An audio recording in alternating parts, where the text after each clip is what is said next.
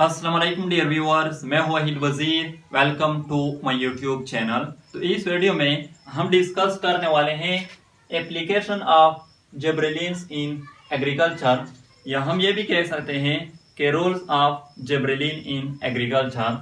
तो फर्स्ट जो रोल है वो है seed germination. Gibberellin hormone seed germination को काज करती हैं, प्रोमोट करती हैं, स्टिमुलेट करती हैं। सेकेंड वन है breaking dormancy.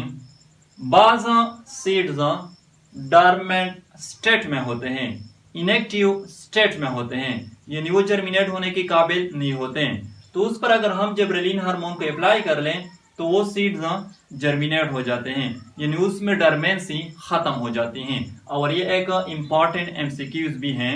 Gibberellin hormone seed dormancy breaking hormone है। थर्ड वन है स्टेम एलंगेशन। बाज प्लांट्स में जीन म्यूटेशन हो जाती है, जिसके नतीजे में जेनेटिक ड्वार्फिज्म काज हो जाती हैं। वो प्लांट जिसमें जेनेटिक ड्वार्फिज्म काज हो जाती हैं, तो उस प्लांट की स्टेम की जो लेंथ होती हैं या हाइट होती हैं वो नॉर्मल प्लांट के मुकाबले में इंतहाई शॉर्ट होती हैं। तो उस पर अगर हम जिब्रेलिन हार्मोन को अप्लाई कर ले तो उसमें स्टेम एलंगेशन हो जाती हैं, यानी उसकी जो स्टेम होती हैं वो नॉर्मल प्लांट की तरह एलंगेट हो जाती हैं। फोर्थ वन है बोल्टिंग। बोल्टिंग का क्या मतलब है? Internodal elongation of rosette plants is called bolting. Rosette plants जो है इसके जो इंटरनोड्स होते हैं वो इंतहाई शॉर्ट होते हैं, जिसके नतीजे में जो नोड्स होते हैं वो कंपैक्ट होते हैं और जो लीव्स होते हैं वो क्लोजली अरेंज होते हैं। मैं एग्जांपल देता हूं, केबेज। केबेज आप लोगों ने देखा होगा, केबेज के जो इंटरनोड्स होते हैं वो इंतहाई शॉर्ट होते हैं, जिसके नतीजे में जो नोड्स होते हैं वो कंपैक्ट होते हैं और जो लीव्स होते हैं वो क्लोजली अरेंज होते हैं। तो उस पर अगर हम जिब्रेलिन हार्मोन को अप्लाई कर लें तो उसमें इंटरनोडल एलंगेशन काज हो जाती हैं, जिसको बोल्टिंग कहा जाता है।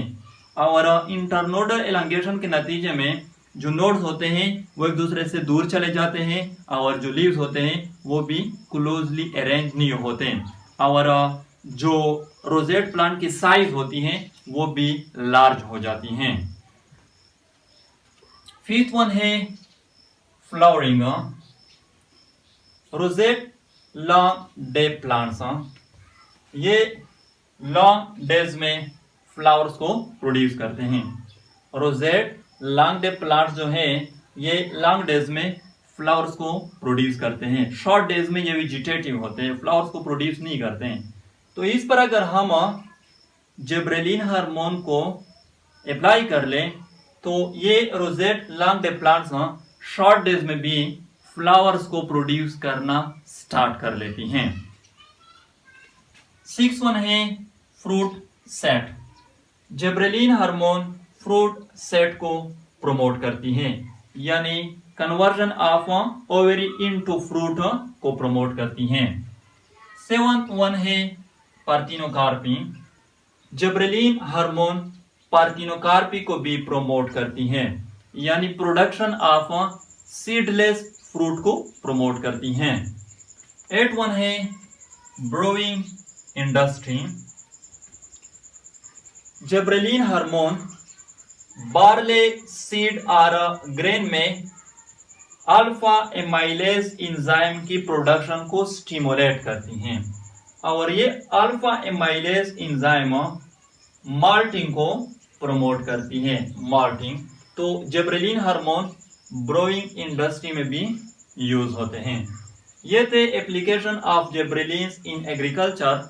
आई होप आप लोगों को वीडियो अच्छी लगी होगी। Thank you.